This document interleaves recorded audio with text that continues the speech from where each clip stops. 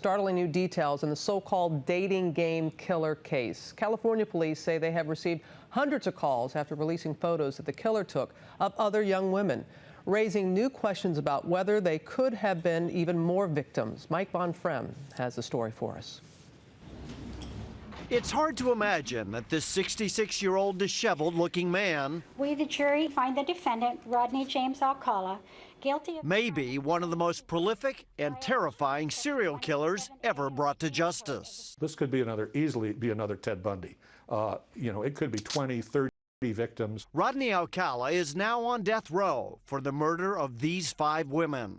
But what has so alarmed investigators are thousands of other pictures found in his secret locker, just released by police. Don't some of the pictures turn your stomach? Oh, every one of them do, because to me, every one of them is a potential another victim. Some of the potential victims are posed, while others are clearly unaware they're being photographed. And what the jury learned about the actual victims was horrific. Before Rodney Alcala, a beautiful young woman. After Rodney Alcala, she's a brutalized, ripped up corpse. Prosecutors say when he was young, Alcala was a master manipulator. It's the dating game. Alcala became bachelor #1 on the hit show The Dating Game, even though he had a rap sheet showing a conviction for brutally beating an 8-year-old girl. Bachelor #1. Yes. What's your best time? The best time is at night, nighttime. He won the date with the Bachelorette and continued taking more snapshots. Walk up to, camera in hand, polished demeanor. You walk up and say, you want to be in pictures? Now those 30-year-old pictures are on the internet, and hundreds of new tips are coming in. What makes all this so difficult is that many of the original detectives have long since retired or passed away. Researching these old photos is painstaking work. These people have suffered for decades, so it's nothing for us to commit our time to bring some type of justice and some type of lead and investigation and maybe some knowledge of what took place, why somebody's been missing for all these years. For Good Morning America, Mike Von Frem, ABC News, Huntington Beach, California. And for more on this case, joining us now are Orange County District Attorney Tony Rakakis and Captain Chuck Thomas of the Huntington Beach Police Department. Captain Thomas, let me start with you. Tell us again when these photographs were first discovered and why are they now just being released to the public? They were first discovered back in 1979 during the initial investigation of the murder of Robin Samso. They were found in a storage locker in Seattle that belonged to Mr. Alcala.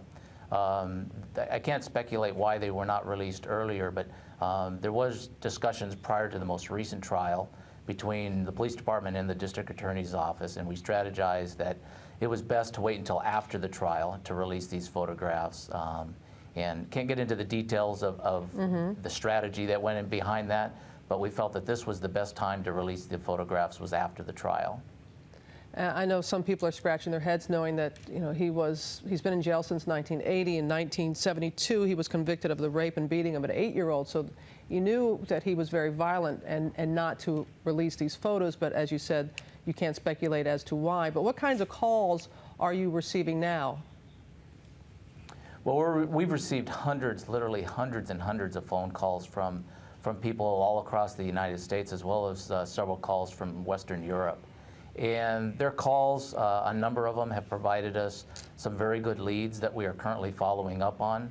There have been a number of calls from family members who are still despondent, and your heart just goes out to those people who have missing children who every day they get up and they feel the pain of not knowing where their daughter is. And they're looking for solutions, they're looking for help, they're looking for closure. And anything we can do to help them with that, we're glad to do. I know that you are doing your best to try to help folks now. Tony, when you see these photos, you know that people are calling in and everything. How many murder cases, potential murder cases, are we talking about here? Well, I don't think we can really tell at this point. We have well over 100 photos. I think like I say, it's difficult to tell. I mean, right now we're looking at about maybe 6 more cases that could possibly amount to actual cases. I think, though, that to be very honest with you, we have Mr. Alcala convicted of 5 murders and given the death penalty, and our concentration as far as that kind of prosecution is to get him the death penalty. And as far as these other cases are concerned, what we'd like to do is to try to identify anybody who might be another one of his victims, and try to help the people who are the loved ones of the victims to find some sort of at least knowledge as to what it was that happened to their missing loved ones. Of course, because it's knowledge that they very much want to have. So how do you go about connecting the dots now back to photographs that date back more than 3 decades?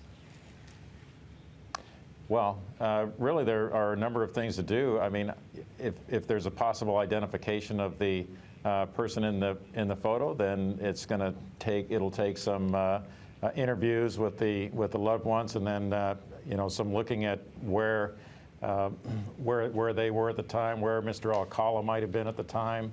All of these kinds of things to sort of just connect up all of the circumstances, and even possibly look at any DNA that might in some way be available from the earlier situations. And Captain Thomas, how difficult is it for you to be working on these cold cases? What kind of problems do they present? Well, I wouldn't call them problems. I would call them challenges. The investigators working on these cases are very, very committed to solving as many as possible.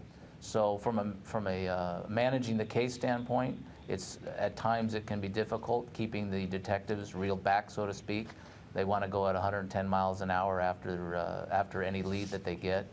But you have to manage those leads. You have to strategize on how you're going to go about putting them together in a most effective and efficient way. So I wouldn't call them problems. I would call them challenges. I would say that there are things that we're glad to do. That's what we're here for, and we'll do everything we can for these potential victims. I know a lot of people are working together on this. Gentlemen, thank you very much for your insight into this morning. We appreciate it very much. Thank you both.